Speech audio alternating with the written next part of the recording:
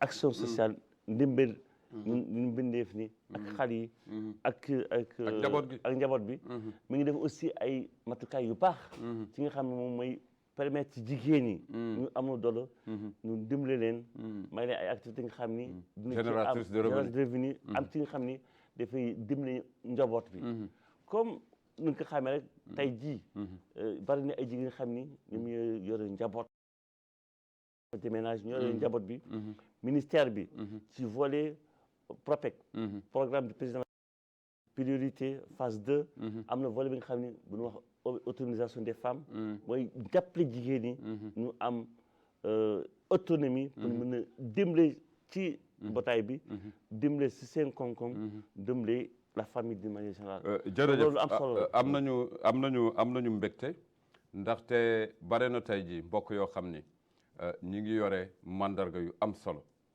fas yéene ko jukki ci réew mi te taxawuñu wax ak réew mi dañuy am mbégte ñu mel ni yow nga xam ni fu ñu leen wooyee non seulement casquette yu ñu yor waaye itam ñu xam ni ci réew mi la ñu bokk te fànnu jokkalante dafa am solo lool yi nga fiy jukki nii am na solo waaye ci biir loolu dañu dégg njiitu réew mi yëkkati kaddu ci li nga xam ni mooy kenn ku nekk ku yor doxalinu réew mi li réew mi moom nga fexe ba citoyen bi nekk ci ndorteel li ak ci njeextal li mu mel ni mi ngi leen di artu di leen fàttali ni citoyen bi moo nekk au cœur du développement et que ñoom ngeen di taxawal muy benn beneen bi gis nga ku ne njaboot wax dund ak liy sellal dund te xale bi nga xam ni moom ngeen di topp ci njaboot la soqe ko mu am solo lool ñu gis phénomène yu bare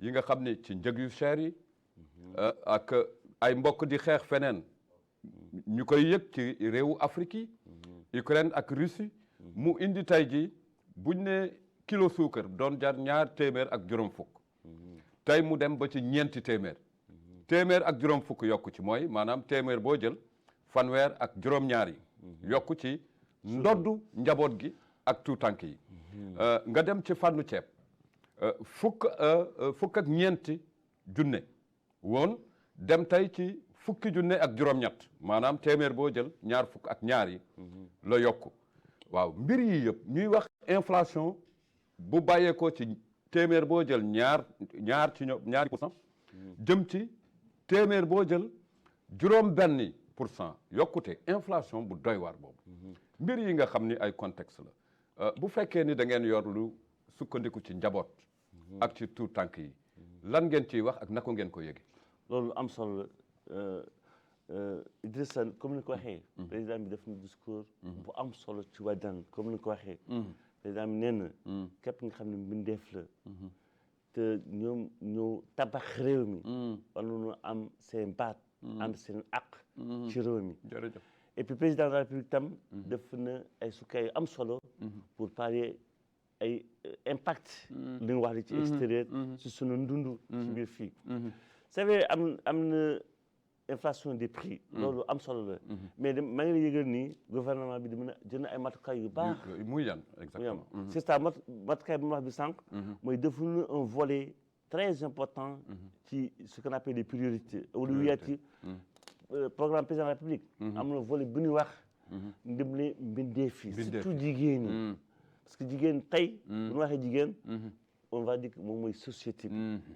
bu ñu yaree jigéen yar nañu askan bi yëpp donc ministère bi ñu ngi leen di jàppale président jox ne instruction bi nga xam ne suñu département mi ngi def ay ndimbali yu solo am solo ci jigéen ñi parce que jigéen ñi ñooy des ci biir kër gi ñoom ñu yore xale yi ñoo leen di yar il faut que ñu dimbali leen jàngal leen aujourd'hui ministère bu affaires sociales tey am na programme bu am solo bu ñuy wax promotion de l'enseignement préscolaire waaw ñu ngi def ay jardin waaw ñu ngi leen di préparer pour ñu dugg l'école dafa ay jardin yu am solo on veut partir de 30 000 places à 100 000 places pour avoir des priorités nationales nous préparer suñu doom yi ci préscolaire avant ñu ñëw ci fondamental bi yooyu am solo la yi gouvernement bi jël pour mën a régler atténuer impact bi et puis su leneen war nañu gëm suñu président de la République son excellence président Cheikh Mohamed Cheikh Ghazouani def na fonds Covid c'est pour atténuer l'impact résilience yi waaw résilience ñun tey ça fait 4-5 mois bu mu demee Tchad kay di ni comme à la Mauritanie ils ont pu parer Covid bi dañuy ñëpp liggéey xale yi borom mbaam yi responsable bi ñëpp def loxo def sensibilisation bu ñu am résultat yi ñu am tey am na solo ci Covid loolu am solo la donc on a fait une campagne exceptionnelle c'est des instructions du président de la République que le gouvernement Mohamed Bilal met en œuvre foofu lu am solo la wàllum ko di ko waxtaan di ko gis askan bi parce que askan bi ñëpp xamuñu lu gouvernement yi def foofu ñuy wax il faut ñu échanger loolu ko defee maa ngi di gërëm au passage waa ñu ngi ci waxtaan jërëjëf am na solo loolu aussi dama ci taxaw ak yow tuuti ci fànnu jokkalante bi yi nga fi jukki yëpp ni njiitu réew mi ngi ci taxaw ak ki nga xam ni mooy jëwriñ gi ñu dénk doxalinu réew mi mu am njaboot itam ndaxte kenn ku nekk mi ngi lay saytu yi nga fi wax yëpp naam am na wante da nga jukki lu mel ni problème communication ak xëy na ngeen seetlu ni mbokk yi lu ngeen gën a jóg rek ñuy gën a jooy ci réew mi loolu problème yooyu noonu lan nga gis ni moo koy saafara actuellement lu koy saafara mooy duñu war di def télévision bi mi ngi def liggéey bu am solo wala télévision bi fu nu mën nekk fu télévision mën a egg mu joxe programme yi nga xam ni askan bi dafa war a yeewu xam ni réew mi mu ngi koy defal dara mais nag loolu dañ ko reproché institution ministérielle yi amuñu kuréelu communication yu efficace non voilà léegi yaakaar naa ne bi Xavier ñëwee mi te taxa ñëwee tey ci affaire sociale on a eu jox ne importance communication am solo la xam nga ministère bi tey moom moo yore maladie yi mbindeef yi si maladie mbindeef yi ministère action sociale moo leen di évacuer non mooy ministère bu ëpp solo ci lu àdduna bi taxawee léegi waaw surtout ci mbindeef yi waaw mbindeef parce que ministère bi mi ngi évacuer ay maladies nga xam ne amul prise en charge képp ko am prise en charge c'est fait que da nga nekk mbindeef ñu def enquête sociale ministère mooy évacuer may les billets may les provisions ba nga faju ci Maroc ñëpp yëguñu ko mais lu am sax dafa ñu wax ci plateau bi ministère bi mi ngi def ay jardin d'enfants pour préparer la relève xam nga xale yi bu ñu defee préscolaire avant ñuy dugg ci école xale bi bu ko defee day gën a préparer waaw préscolaire bi bokk na ci mahadra yi aussi mahadra yi ci biir mahadra parce que on a eu des mahadra pilote tey ci ministère orientation islamique mi ngi def ay mahadra pilote di fay enseignant bi 100 000 di joxe xale yi 10 000 bourses dafa nu université Chinguetti mahadra bu ak juste lii lu am solo la xale yi xam seen diine pour le préparer bala na ñuy dugg école et puis ça permet à l'enfant en tout cas les pédopsychiatres ont dit xale bu commencé ci préscolaire bi avant muy dugg primaire bi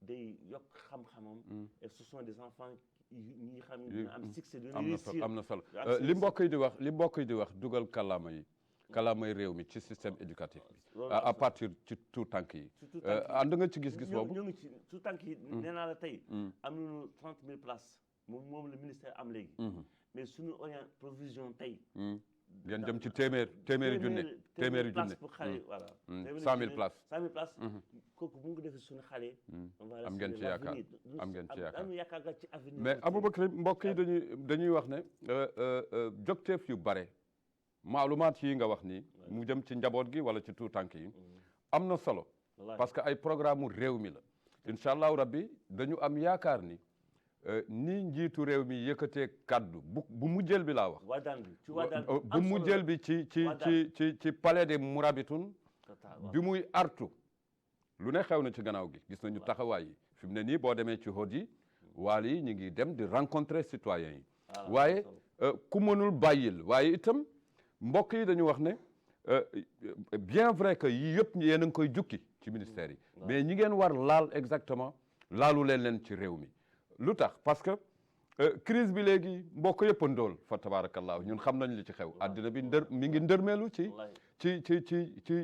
jafe-jafe yu doy waar mais est-ce que waru leen reclasser waat seen bénéficiaires yi seen cibles yi xam ne réew mi yëpp a ndóol si Ibrahima li may wax ni ministère bi. du nga baal ma duñ fa nekk ci di wax ni très très pauvre pauvre ak yooyu daal. xam nga si non am na ci.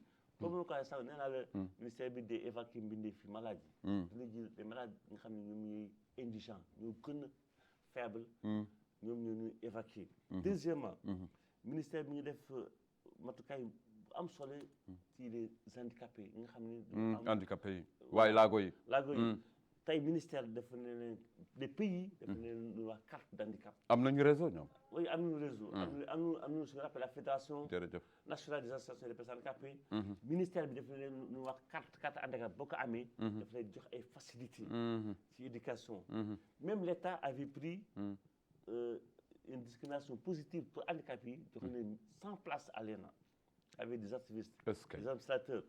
tey nous sommes le seul ministère. ci Mauritanie bu am conseiller technique aveugle handicapé il est conseiller technique de la ministre chargé des personnes handicapées loolu am solo la kenn yëgu ko c'est la première fois ministre des affaires sociales am direction handicapé voilà une direction muy def mooy def promotion handicapé la Mauritanie a ratifié la convention des droits des personnes handicapées lu am solo la dafa nu ordonnance bi nga xam ne moom mooy appliquer convention bi pour tous les départements ministériels bu ñu def tabax prévoir handicapés yi ministère bi jox na leen des AGR projet tey on a des handicapés ku jox na leen 300 000 pour def une activité ñu mënal seen bopp et puis ministère mi ngi joxe appui social aux familles ayant des enfants pour des handicapés xam ne daf dara ci yaramam ministère bi jox na leen 30 000 pour aider la famille pour ñu koy faj di ko traiter le président de la République jabaram que je salue docteur la première dame Mariam Mentouda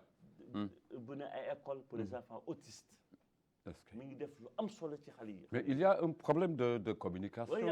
si on a même très poussé ah dafa jokkalante bi dafa doy waar. tey sur le ministère. am na centre de formation et de promotion des enfants en situation de handicap boo xoolee démb. ci télévision bi. ils ont clôturé l'année scolaire. est-ce que lu am solo la ñu ngi leen di jàngal. ñu ngi leen di jàngal. am nañu même des aveugles à maîtrise en lettres. sont des professeurs. loolu am solo la. dëgg la foog ñu leen di woo ñu gëstu. di wax lu ministère bi def. effectivement am na solo. donc lii ci lii. ministère bi def na lu bari. ministère bi mi ngi joxe prise en charge intégrale. pour les malades dialysés. tous les malades dialysés sont pris en charge par l'État à travers le ministère de l'Action sociale de l'Enfant et de la Famille. on a une direction en direction l'action sociale de la solidarité. muy dimbale. malade yi bindee fii. jërëjëf yeeg oncologie. ñu nekk dialysé. et puis képp ki nga xam ne malade. chronique. def nga dossier xam ni da nga am mbindeef da nga nekk indigent. ministère jox na les 10 000. di leen dimbale ngay jënd si. am na solo lool dégg ngeen mbokk yi waay foo jokkalante yi man en tout cas je lance un appel à ton ministère. Et à tous les ministères aussi. Et même au président de la République.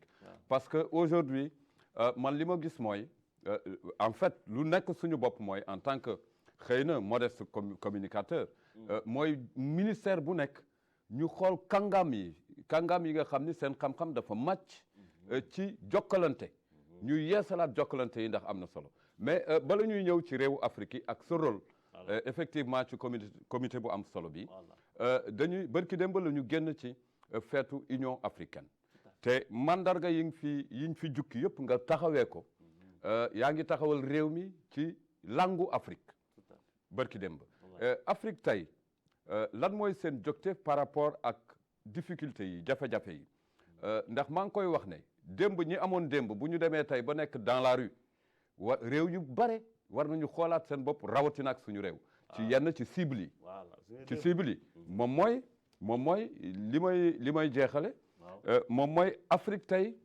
déggoon nañ fi ñuy jooy ñu far bor yi ñu far leen te du ñu toog ci G20 xam nga Afrique du toog ca G20 dana ma jaaxal dana ma waaw gis nga waaw Afrique du Sud gis nga léegi loolu dana ma jaaxal bon beneen bi mooy boo xoolee suñu production yi lii Afrique di yóbbu di jaay bitim réew téeméer boo jël 18% la loolu néew na fan lañu jëm ak Afrique donc fan lañu jëm ci ay réformes c'est que tey Paul Kagame def na ay réformes yu am solo ci Union africaine on gisaat suñu politique yi. gisaat suñu koom-koom. parce que l'Union africaine def na nga xam ne la charte c'est la bonne gouvernance et la démocratie. et les élections transparentes pour que ñu mën di éviter. ñu di nekk ci benn bi. par nu xalaat. toogaat xalaat. c'est pour ça tey. il y a beaucoup ay xale yi nga xam ni sont panafricains. du bëgg Afrique mu am indépendance. ça fait même pas 4 ou 5 mois. les jeunes de l'Afrique panafricain. dunu def jotaay bu am solo ak Macron. ba sës ko ci miir bi. donc on a besoin que l'Afrique soit autonome. dunu bëgg léegi Afrique. ak réew koom-koom yi. ñoo di traité mais est-ce que si Macron la dépend est-ce que fipp jotul. non est-ce que ci Macron la dépend. surtout réew nga xam ni. ñu am koom-koom français. en tout cas waxtaan. effectivement on a besoin d'être autonome. ñu am suñu fitna. fu ñuy jaar bu ñu bëggee nekk autonome. c'est tout d'abord il faut que ñu am une autonomie interne il faut que gars yi jox na suñu indépendance. il faut que suñu ressources yi nga wax yi. indépendance économique. ci waa fànn ko. il y a un grand économiste algérien qui s'appelle Samir Ami qui avait dit que l'économie africaine est extravertie. lépp lu def ci Afrique. depuis bu Europe. transfert dina ko jaayaat. gis nga de. oui. ah oui ñun tey on a l'une des côtes les plus passionneuses du monde. suñu jën. ñu ngi koy exporter gars yi di transfert dina ko jaayaat. on doit préserver nos chaînes de valeur. notre chaîne de valeur. faire même avoir une autonomie d'avoir des industries de transformation. ici. oui il faut que ñu transformer. suñu fer. oui. def au moins faire def si ay oto. made in Mauritanie. mais nag sa waay oui bien sûr on a super capacité. mais nag on a qu'à former commencer à former dès maintenant les nouvelles. mais am na fu ma bëgg a jaar. mënuñu wax njaboot gi tout tànk yi. te waxuñu li nga xam ni moom mooy dundu gi ci fànnu mbay. une indépendance agro-pastorale ak yenn yu bare. ci biir loolu.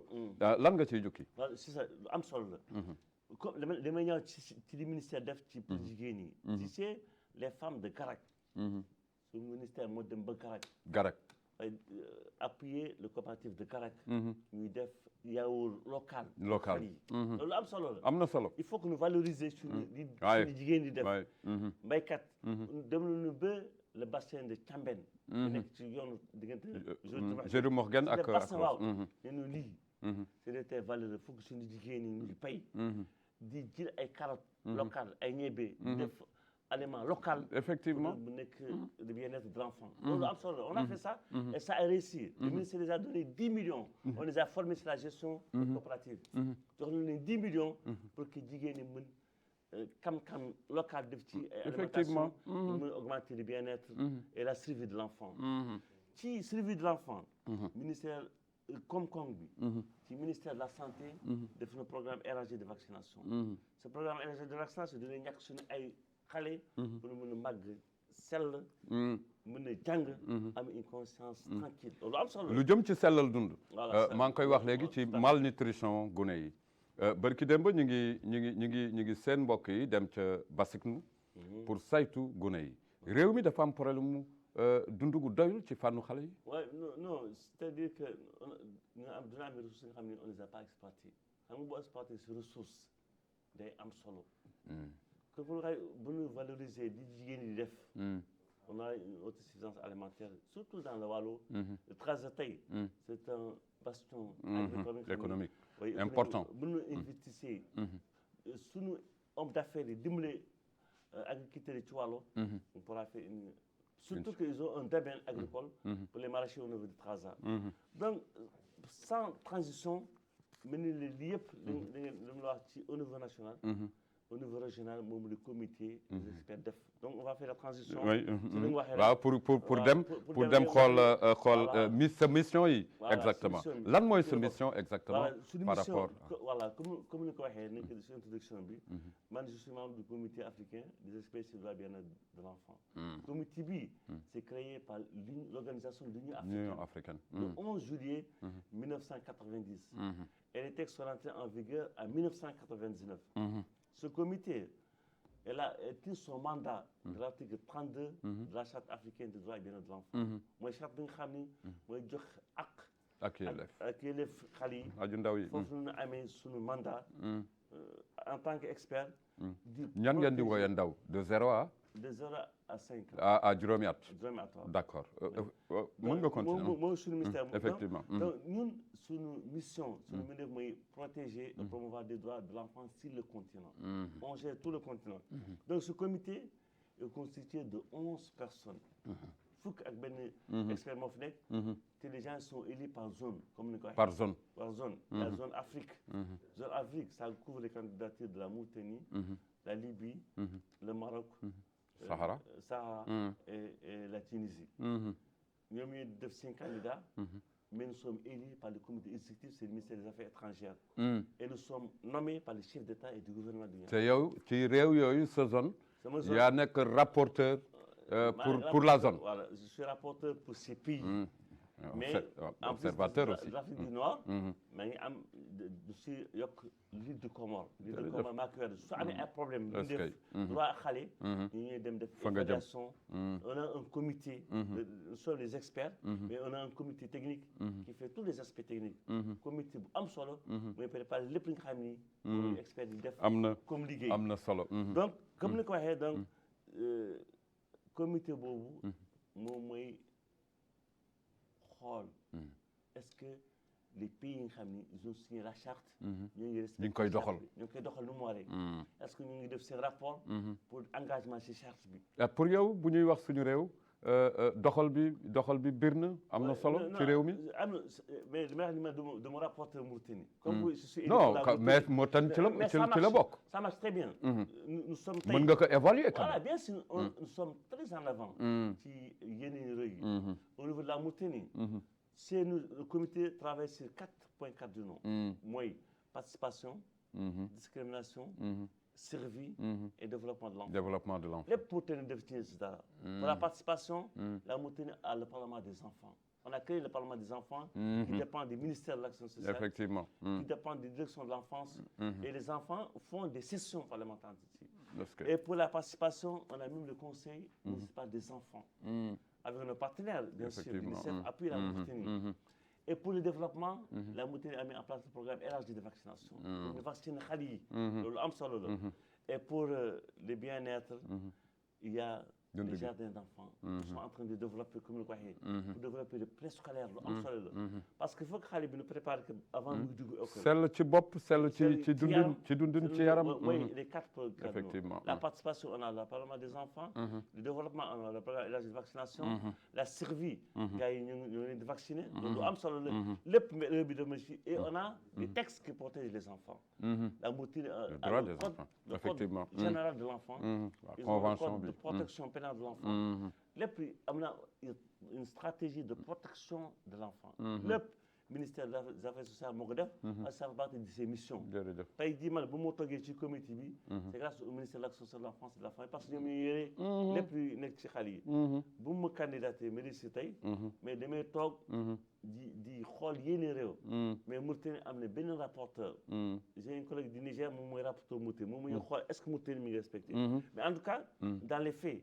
comme moi je suis du département. ñu ngi def ay liggéey yu sori. ay jéego yu am solo ay jéego yu am solo. bu ñuy wax ci école républicaine gëm nga ko. école républicaine par les enfants. waaw tu sais oui. ñun tey man ak yow tey. on n'a pas fait le privé. on a fait l'école républicaine. l'école républicaine. on a fait l'école publique. qui était bien d'ailleurs. qui était bien. il faut que ñun. qui était bien d'ailleurs foofu moom dañ fay taxaw. ñu ngi nii de. avant à 8h moins 5 avant de rentrer. il y a le drapeau, il y a l'esprit républicain. L'enseignant. Les enseignants aussi, oui. C'était notre référence. Effectivement. Il faut que nous gommes sur lu ñuy def. Idriss. boo gëmee li ngay def. def ci yaakaar. loo mën def da réussir. il faut que lu ñuy def. ñu gëm ko. ñu gëm ko xam ni moomuñu ko askan wee ko moom. askan moo ko moom. lépp lu ñuy def ñu ko def ngir notre pays. comme ni ko waxee. président bi jox na instruction am solo. pour gars yi mën def action. pour les citoyens auprès des citoyens. def action yi nga xam ni. citoyen bu ñëw ci ministère yi. ñu ko war a libérer. on a même mis aujourd'hui des services d'accueil pour que citoyen bu ñëw. béréb boo dem. voilà am benn problème ñu tontu ko. dëgg la loolu am solo la c'est très très important. donc éducation bi nous on y croit. Le président de la République a mis en place le conseil de l'éducation. Et ce conseil dépend de la première ministre, dépend de la présidence. C'est pour Directement, montrer- sous sa Bien sûr, supervision. sous sa supervision. Il y a eu même ils ont même élargi le comité aux conseils régionaux. Ils l'ont élargi aux maires. Ça, c'est très important.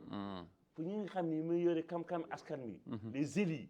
mën a joxe seen kàttanukaay pour faire avancer l'éducation. L'éducation. Il faut aussi que nous, responsables, ñu jël suñu ay xale def leen ci public bi. am solo Ah oui, la majeure public. partie de nos tey. ñu ngi gëm l'école républicaine. te sunu doom ñu ngi di yóbbu privé. C'est un peu contradictoire. Il faut que ñun on donne le bon exemple. Mais est-ce que yoonal bi yomb na Ouais, non, pour que c'est- les enfants non, c'est- aillent ouais, non, à l'école publique? yomb na yoonal bi taxawaay yomb bi. na bu ñu jëlee des initiatives pour amee volonté. xam nga le président a la volonté. Il faut aussi que le président su joxee instruction. ñu doxal ko topp ko mu am évaluation. Voilà. C'est que le président n'a pas été sur tout. Le président n'a pas été sur tous les domaines. Le président donne des instructions. Il a un gouvernement. Le gouvernement doit appliquer à la lettre ce que le président a dit. Il faut ñu évaluer leen. Ouais, il faut fu amul évaluation Et moom. c'est bien. Hier, heureusement, il y a une avancée sur l'application du programme du président de la République. C'est que le président de la République était un peu fâché par rapport à l'application de son programme. C'était moins de 6%. Hier, ils ont évalué, il est à 50%. jóg na Jóg na sur l'application. Ça veut la dire moitié. que- Oui, ça veut dire que gars yi ñu ngi Effectivement. def mais est-ce des que si mécanismes. mais est-ce que xam ngeen ni aussi citoyens yi ci évaluation yi lañ bokk. Bien sûr, bien sûr. Tey, on a ce qu'on appelle la société de transparence des instituts extractifs. ñu ngi xam ne ñoom ñoo xool est-ce que kii bi ñoo ngi ci def am solo. Effectivement. Donc on revient un peu au comité. Le comité a un rôle très important. Très important muy ban. Le comité, il est chargé de promouvoir et protéger les droits consacrés par la charte. La charte africaine, des droits de l'enfant, c'est notre référence, c'est notre guide, c'est notre mécanisme. Deuxièmement, on doit recueillir et documenter toutes les informations pour commander une évaluation sur l'application des pays-États. Les pays qui ont appliqué la charte doivent au moins appliquer cette charte à la lettre. Ils doivent aussi formuler et établir des principes et des règles visant à protéger les droits de l'enfant en Afrique, sur le continent. Aujourd'hui, on a élaboré ce qu'on appelle l'agenda 2040. Cet agenda 2040. 2040. Oui, d'avoir ñaari junne ak ñeent fukk ngeen jëm. sorewul kilifa gi. Mais on l'évalue. Il y a des évaluations quinquennales. Chaque 5 ans, on évalue. D'accord. Pour que nous am xale yi ñu bëgg. Est-ce que pour tenir pour Afrique. est-ce que. Il faut que nous xam quel enfant on veut pour la oui bien sûr am na solo. Donc, quel enfant on veut pour l'Afrique? Il faut que nous, comme nous voyons, nous avons suñu xale yi jërëjëf. éduquer leen pour mën a booster. am na solo. Donc, le comité est chargé de coopérer avec d'autres institutions. On coopère avec le comité des Nations Unies des droits de l'enfant. On coopère avec le comité africain des droits de l'homme. On coopère avec la Cour. Parce que le comité reçoit de communication, ce qu'on appelle des plaintes. Reçoit des plaintes des États. Parfois, reçoit des plaintes des ONG ayant le statut d'observateur au sein du comité pour essayer de dire tel pays est en train de violer les droits de l'enfant. Par notre verbal, nous on écrit. Voilà, on demande une évaluation pour voir est-ce que ce que les gens disent c'est vrai. Et le rôle du comité est très, très difficile. Donc, pour régler ce problème, on a mis en place ces mécanismes de groupe technique. Comme nous croyons, je présidé le comité de mise en œuvre de recommandations. waaw foofu moom il faut ñu taxaw fa. Absolument. am na observation aussi taxaw seetlu. Oui, on a beaucoup de problèmes. muy yan. Muy lu bëgg suñu réew. suñu jiree ay koom-koom ay loi. ñu leen di war a respecté. Oui, parce que ñu ñoo ko def. ku ko respecté wul. yoon dal sa kaw. Ibrahima ñu ñoo ko jël. Ça c'est yaa xool ni lii xool saytu ko. indi te bañ koy saytu ay expert la ñu indi ñu saytu ko. xool ko ba ni baax na nga signé ko. topp rek. Même chez nous, on prend des lois nationales. Pour nous les respecter, ce sont nos lois nationales. national. ñun ñoo ko defar. waaw yoo xam ni citoyen bu nekk. war na sukkandiku waaw. Et puis on a des lois très précises. Ay lois yu leer. Mais il faut que nous ayons volonté de respecter les lois. Lu am solo diggé la. Tey la Mauritanie, nous sommes l'un des pays les plus avancés en matière d'instruments et de législation. Ah oui? Oui, on a ratifié toutes les conventions que la Mauritanie doit faire. Mais il faut que nous évaluions l'application des lois. Le président de la République doit évaluer. Et comme il a dit, sous Bahoul, ñu dindi la. waaw ku liggéeyul ñu dindi la wala nga démissionné sax démissionné man daal man góoru yàlla dëgg daal. voilà bala mu may neex bu munul démissionné. wala loolu moom wala mënuma. am naa kii wala jox leen ma moyen. may nga mi département bi. jox ma moyen mi nga xam ni. ma dem au moins 5 ans 2 ans vous m'évaluez. jërëjëf. au moins soo ñaan président de la République. chaque ministère may ko au moins 2 ans. 2 ans ku mënul def dara. nga démissionné. waaw nga dem si yoon. parce que nous sommes un pays qui a des ressources. alhamdulilah. nous sommes un pays où on a une population intelligente et apaisée. macha allah on a 4 composantes ñu ngi vivre en harmonie. ku nekk bëgg na keneen ki. ku nekk bëgg na lu baax pour moromam. pour moromam. loolu am solo la lu am solo la foog ñu def loxo ci loxo. booster notre pays. mais kilifa gi yaa ngi dem fu bare ci réewu Afrique yi. sa réew di réewu Mauritanie naka nga koy jaayee wala ban réew la ci réewu Afrique yi. boo koy natt voilà Mauritanie tey la Mauritanie a opté pour nekk ci Afrique du Nord. Afrique du Nord. Afrique du Nord moom mooy Afrique nga xam ni. mooy couvrir le Maghreb. mooy la Libye. le Royaume du Maroc. la Tunisie. le RDC et l'Arabie moom mooy l'Afrique du Nord. donc en même temps am nañu tànk ci Afrique du Nord. comme on a dit nous sommes un pays de trait d'union entre l'Afrique du Nord et le Maghreb. oui. donc c'est une diversité. non mbir bu am solo la. du ko war a bu am solo la capitaliser. du ko war a capitaliser. nous sommes un pays multiculturel. multilinguistique. war a jàppoo mbooloo. pour que ces pays partent en avance. on a la capacité ay xale yu intelligent. xale yu am xam-xam. xale yu bien éduqués. tu vois nous sommes l'un des pays. mais il reste nag la formation professionnelle. foofu nag kilifa gi war nañ ci taxaw. parce que man dama waxoon léegi ni seen ministère yéen. ak fi àdduna bi toll léegi. seen ministère mooy ministère bu gën a nekk en vue xaw ma nag naka la ñuy liggéey wante ku wax njaboot ak dimbali njaboot ak yelleefu gune yi fexe ba ñu nekk ay gune yoo xam ni ëllëg day dinañ amal njëriñ réew mi foofu bu ma jëlee contexte mu nekk saako bu diis fa tabarakallahu tey jii yaa ngi fi wax ak yelleefu gone yi ay convention yu ñu signé mu nekk ay truc mais bu ñu ñëwee ci formation professionnelle mu doon loo xam ni lu am solo la fa la innovation di dugg ak lépp est-ce que gis ngeen ci ay prox ndolo au niveau de votre ministère? Sur le ministère am na à peu près dans chaque région ce qu'on appelle le centre de promotion et de formation féminine. mooy centre bi nga xam ne bu nekk booru marché capital. ils forment des filles en déperdition scolaire. déperdition scolaire abandon yi ak. ils forment si des spécialités am solo. allant de la couture pâtisserie informatique. mais c'est bizarre. et puis les filles majeures le ministère les appuie on leur donne des agents. mais fu ñu leen di jëlee. fu ñu leen di jëlee naka lañ leen di jëlee. on fait un communiqué. en tout cas on a dit que toutes les filles des agents de faire formation professionnelle. de déposer le dossier au centre de formation professionnelle des gens candidates et ils font un concours les meilleurs on les prend. alors c'est annuel. Les dépôts par promotion je peux dire. La formation est de 2 ans.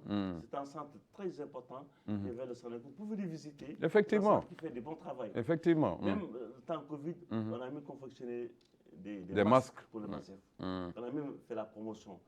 On a des centres de formation de la petite enfance. Aujourd'hui, ce centre est devenu l'école nationale de travail social. Petite enfance. Oui, c'est devenu maintenant. On a érigé une école. Tranche d'âge. On forme des monitrices de jardin d'enfants. Maintenant, c'est devenu une école en travail social. Est-ce que ce qu'on appelle l'ENAS, école d'action sociale qui forme des conseillers sociaux, qui forment des assistants sociaux, qui forment des animateurs sociaux, qui forment des médiateurs. Il y a 200 unités en formation actuellement à l'école. Lors de nous l'encadrement des ñi nga xam ne dina am mbindeef dina am ay problèmes pour les insérer dans la société. École bi bu am solo la c'est une nouvelle création. Ils sont en train de former 200 unités entre conseiller social, assistant social, enquêteur social, formateur en braille pour li nga xam ne duñu gis. Effectivement. On a même un centre de formation et de protection des enfants en situation de handicap mooy sax bi mu wax ni effectivement boolu 6e 2009 lii yëpp lu am solo la il faut que ñu koy tënk di ko wax ak askan non di ko weccoo ak askan wi am na solo am na solo lool il faut que yéen am na solo aussi je lance un appel yéen journalistes yi mais xam nga mais nag xam naa fi nga jëm ñun journalistes yi je pense que liggéey bi yombul et puis fi laay jaare je fais un appel à mon ministre aussi parce que xam nga ñun buñ ñu séenee nii dañuy defoon ni yemb nañ mais kilifa gi lu yàlla xam doy na taxawal réew mi rek dañuy wax ne mbindeef bi boo amee téeméer jëlal au moins li nga xam ni mooy ñeent fukki yi nga jox sa réew nga jox sa réew am na solo ci la ñu nekk ñun mais bu kenn yaakaar ni liggéey bi yomb na man mii di wax ak yow tey bu mu la waxee sama statut da ngay wax du dëgg alors que sacrifice bi moo ci ëpp je lance un appel même à notre ministère parce que am na solo ñu fexe ba yii ngeen di jukki ñu ciy jot waaye itam ñun ñu leen di taxawal ci seen biir kuréel yi parce que gis nañ ko ci yeneen réew yi boo demee ci yeneen réew yu bare journalistes yi nga xam ni ñoom la ñuy woowe journaliste ci réew mi dañuy am ay link ak ministères yi avec dans les conseils de communication ak yenn yu bare mu am solo bu ko defee nag liggéey bi yomb mais dafa doy waar jokkale yi nga fi lim yëpp man gëm naa ni boo jëlee kenn ku nekk tentaan wala ci yeneen zone reculée yi xamul lu xew exactement dafa doy waar moo tax duñu bëgg ngeen def ce qu'on appelle foog ngeen booster la communication am solo si nga tey yaa commencé nañu di nommer ay journalistes conseillers de la communication oui tey la santé c'est un journaliste celui qu'on a nommé chez nous c'est un journaliste loolu am solo parce que nga xam nañu profession bi xam nañu liy njëriñ effectivement visibilité ak stratégie aussi loolu am solo la il faut que ñu def stratégie de communication de proximité comme ni ko waxee effectivement il faut que ñuy dem ci intérieur waxtaan ak askan wi di ko wax ni réew mi def ni lii ak lii war nga dem nga xool loo ci mën a am profité les bénéficiaires comme ni ko waxee sànq rek tey ministère bi mi ngi def lu bari ci malade chronique mi ngi def lu bari ci malade dialysé mi ngi def lu bari maa ngi xam ne amuñu prise en charge maanaam mais ministère bi bu ñu xoolee def enquête xam ñu ay mbindeef noonu ministère bi moo leen di évacuer joxe leen subvention joxe leen ay billets kooku am solo la donc c'est important mi nga xam ne ñëpp xam ko ñëpp def si un tapage médiatique am solo la parce que réew mi moo ko def suñu réew moo ko def effectivement on doit être fier de ça di ko waxtaanee di ko jotul askan bi parce que moom ñu ko defal lépp lu ñu def tey lépp ci pratique bi tey lu ñu def c'est pour informer juste c'est vrai les citoyens ni que réew mi ngi def lii dem leen ngeen xam lu leen mën defal ñëw leen ci ministère ngeen di laajte loolu am solo la parce que président de la République dafa lancé appel ni ñëpp war du ñëw bu ñu ñëwee ci ministère yi du leen mën a jox information exacte facilité lépp lu bëgg ci information jox leen ko pour lu mën accès au service am na solo parce que service yi pour ñoom la effectivement su fekkee boo defee si ministère nga def si télé kenn du fu ñëw kenn du waxtaan kenn du la seet si comment ça va avancer déedéet avancement mënul effectivement donc même l'appel nous on vous fait le plaidoyer faut que le ministère de la communication porte-parole du gouvernement def liggéeyam parce que am solo non moom liggéey bu am solo la moo tegu ci ndoddam liggéey bu am solo moo tegu ci ndoddam farlu tey lu mu wax tey ci émission bi am ñu bari suñu njëriñ ñëw su war gannaaw suba dina am ñuy dem effectivement dana am impact dégg naa y a un impact ministère bi def na à peu près moins d'1 milliard pour le vulnérable ministère bi def na lu bari 1360 AGR pour les femmes pour les femmes de coopératives puis des filles sortant des centres de formation professionnelle les filles majeures on les donne on a même donné des monitrices de créer des jardins d'enfants communautaires pour dimbali nga xam ne les rendre autonomes ñu dem création innovation et puis ouvrir ça dans des zones vulnérables enfants mu fay 100 xam nga 100 c'est pour juste que nous garder enfants pour contribuer à l'éducation à la relève de l'État loolu am solo le préscolaire en tout cas ñu ngi siy def gëstu bu baax demander à ñëpp nga xam ne mënuñu ndimbale ci affaire bi surtout les privés les privés aussi le président de la République lui a lancé un appel pour aider aussi à l'essor, à booster l'économie du pays. Oui, le privé. À faire de compensation pour partenariat public-privé. Pour atténuer ce que vous avez dit comme les prix. Effectivement. L'État mi ngi def lu mu mën def. mais État bi mënul def lépp. mais njëkk yi moom doy na waar. mais les privés aussi. yëg ah. les privés aussi. war nañu dimbali ci affaire yi. ñi nga xam ñu mu yore koŋ-koŋ bi privé yi. waaw privé seen koppar nga xam ne lu leen neex lañ ciy def. non duñu war a dimbali État bi. mais saa yu leen woowee ñu wuyu. parce que je pense que waaw je pense Abidine est en train de faire de bonnes choses. Il a même ouvert une clinique dans un quartier périphérique. Ce qu'on appelle la clinique Redouane. C'est important. am na clinique bu ñu ouvrir Barki Demba ci Darnaïm. bienfaisance ONG bienfaisance. voilà les soins sont gratuits. pour mais il faut faire la diffusion. maa ngi lay tontu nii di la wax c'est l'ONG bienfaisance. ñu ngi koy jukki. di ko topp xam nañu mais loolu am solo lan moo ci nekk. problème bi kay mi ngi amee ci yéen naka ngeen di fexe ba le citoyen le plus reculé. fu nekk dans les zones les plus reculées. yëg li ngeen di def. voilà si on a fait ça. Aujourd'hui le ministère a créé des directions régionales de l'action sociale. Chaque région tey am na direction régionale de l'action sociale. boo am en cadre avec un personnel bu am solo. pour dimbali ni bindee fii ils font même des missions à l'intérieur des régions. pour essayer xool lu mën def. aussi. L'État ne peut pas tout faire. Il faut que aussi citoyens yi ñu dimbali seen bopp. Il faut que ñun askan mi ñu dimbali aussi réew mi. di leen gëstu. L'État mënu nekk fu nekk. C'est ça le rôle des ONG. Les ONG doivent être là où l'État n'est pas. parce que eux sont plus proches de la population. Effectivement. Ils doivent remonter l'information à l'État. En tout cas, on attire votre attention que dans une zone, il y a ceci, cela. Pour que l'État fait des missions. Oui, en tout cas, par le commissariat aux droits de l'homme et des relations avec la société civile. xam nga nag sa waay bu ku nekk defee liggéeyam rek. affaire de mbir yi dafay dox daal. waaw c'est ça parce que kuréel woowu itam war nañ ci taxaw seetlu. seetlu ci jokkalante yi ak la société civile. ñan ñooy représenté société civile. yaakaar naa ne le commissariat def na communiqué bu baax xam na mu yëngu ko. Ils sont en train de mettre en place la plateforme des acteurs non étatiques. Ils ont même fait des élections. Je crois qu'ils ont terminé la partie régionale. Ils ont créé des coordinateurs régionaux pour la plateforme de la société civile. C'est pour professionnaliser la société civile. Parce qu'il faut que ce professionnalisme soit selon les thématiques. am na mbokk mi fi wax bu fi waxoon ni état mënul def dara te sans la société civile. gëm nga ko non on a besoin aussi que la société civile s'organise elle-même. S'organise et se professionnalise. Parce qu'aujourd'hui, on a besoin des organisations de la société civile professionnelles, responsables. Parce qu'on vous a donné un récépissé. C'est pour que vous suppliez là où l'État n'est pas. Oui, et que dans le récépissé comporte les objectifs, les activités que vous faites. jox leen leen récépissé, jox leen ngeen def ay activités yu légales.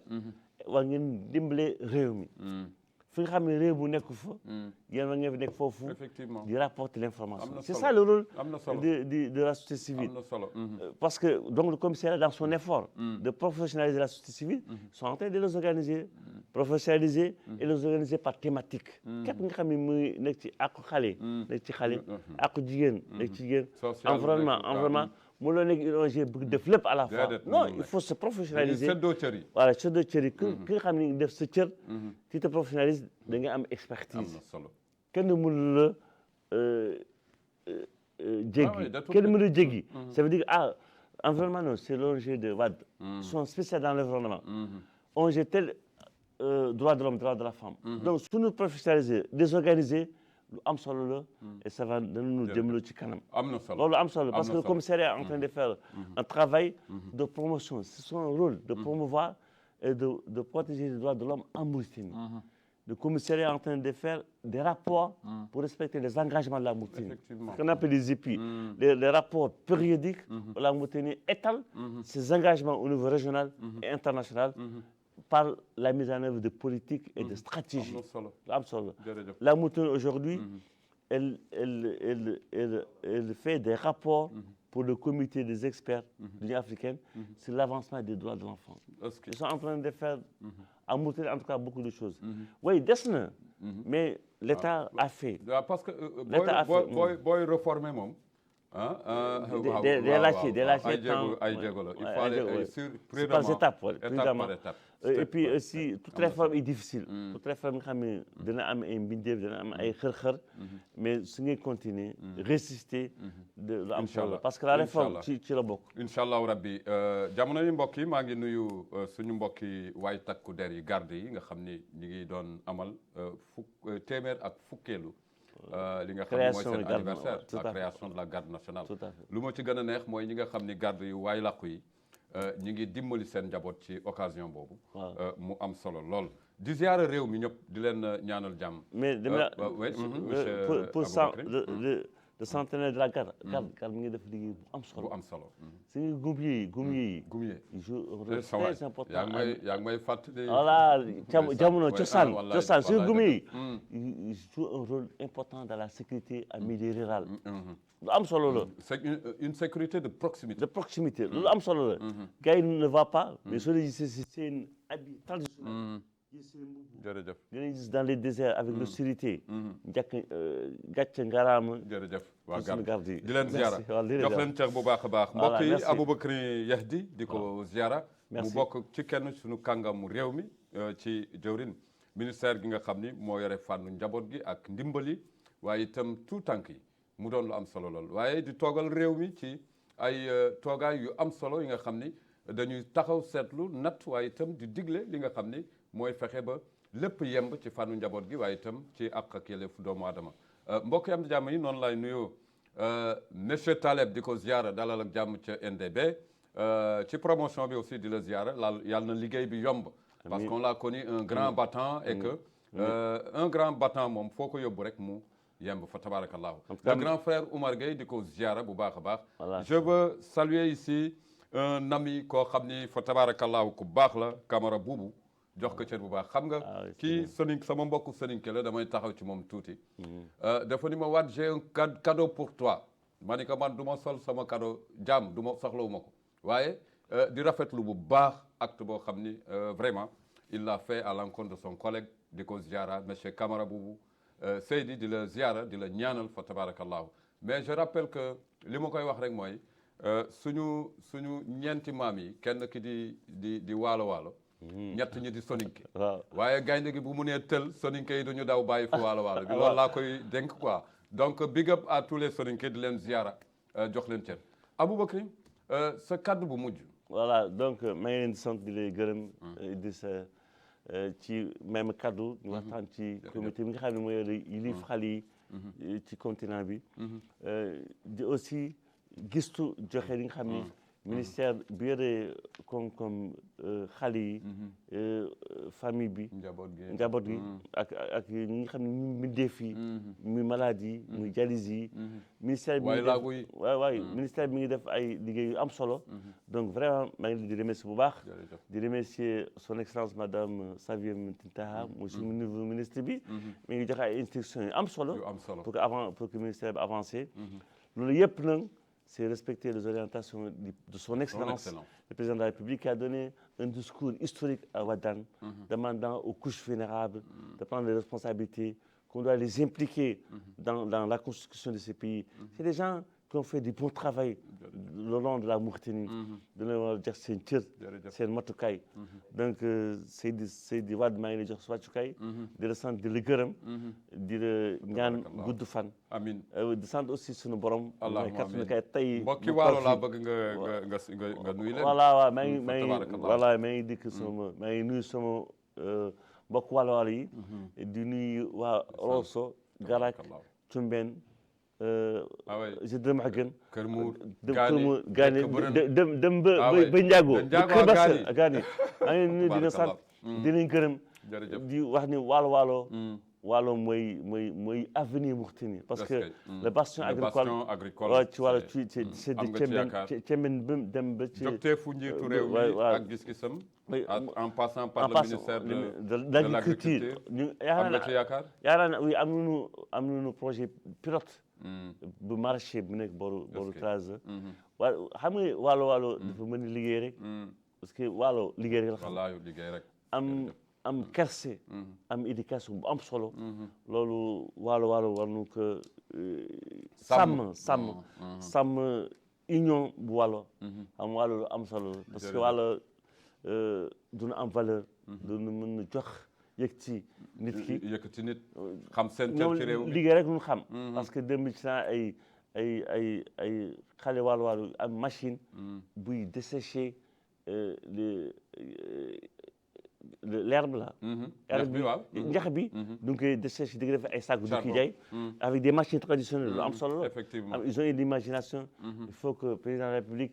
gëstu sunu wàll bi. fekk li ñuy def surtout la fête de vallée. voilà sa nga vallée bi. c'est des terres très fertiles. bu ci gouvernement gëstu. inchallah l'association des agriculteurs gëstu sunu wàll bi. inchallah wàll bi lu am solo la. inchallah lu am solo la parce que route bi léegi macha allah mi ngi kii. et puis.